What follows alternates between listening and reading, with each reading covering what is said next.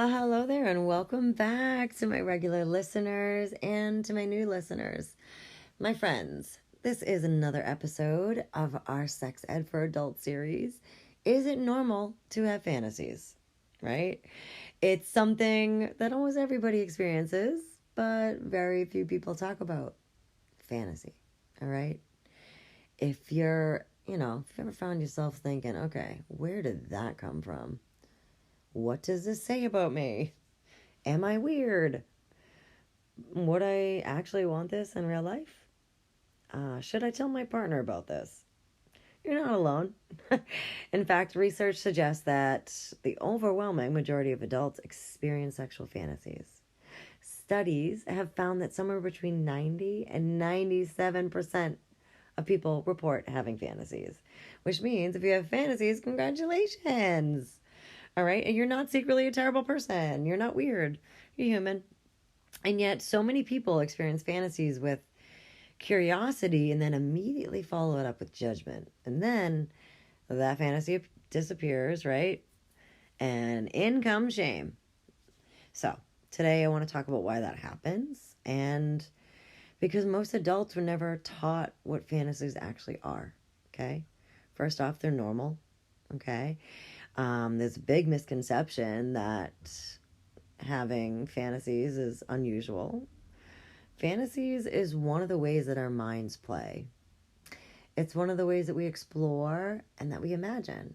And most importantly, that we experience novelty, right? And fantasy isn't unique to sexuality. Like, think about it, right? People fantasize about winning the lottery, living in a cabin in the woods, living in a beach house, traveling the world, quitting their jobs dramatically, right? You fantasize that night what you're going to tell your boss. Like, most people understand that having those fantasies doesn't necessarily mean you want to act on them. But when sexuality enters the picture with fantasy, people can become a bit terrified, right?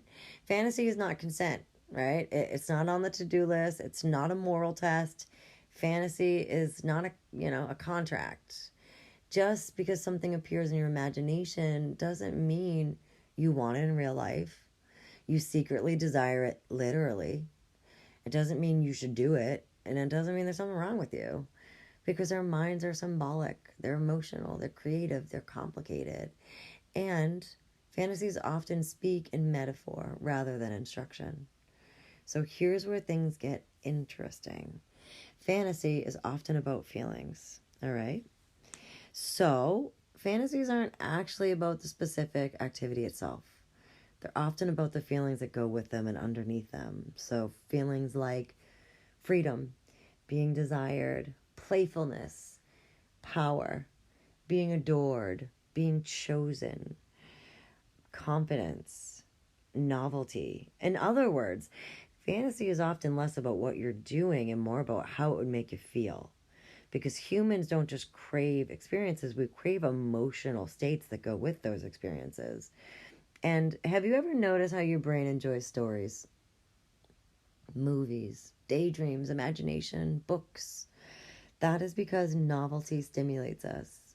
Our brains love curiosity. And fantasy is one way our mind creates novelty. It does not mean something's missing. It doesn't mean we're dissatisfied. It's just because imagination is part of being a human. Nobody watches action movies and assumes they secretly want explosions in their neighborhood and have somebody break in and to fight them off. And you're now, Jason Stratham. It doesn't work that way. Nobody reads mystery novels and assumes, they want to become a detective, right? And yet people judge themselves so harshly when it comes to fantasy, right? There's that shame, all right, which is really problematic, and I see it a lot. People grew up with, messages like, ooh, good people don't think about things like that. Or nice girls don't think that way. You shouldn't have those thoughts. So instead of becoming curious, we become afraid. We may monitor ourselves. We may criticize. We may hide. And then shame is a way of turning perfectly normal experiences into evidence that something's not right here, right? But our thoughts are not character flaws. Our thoughts are just thoughts, okay?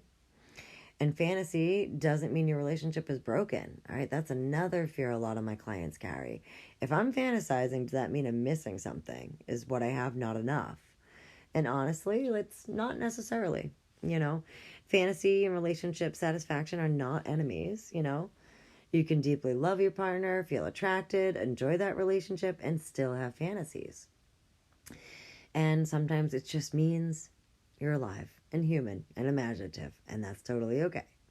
You don't have to act everything out, right? I think people often fall into two extremes. Either I should never have these fantasies, or I guess I have to make all of them happen before the week is over.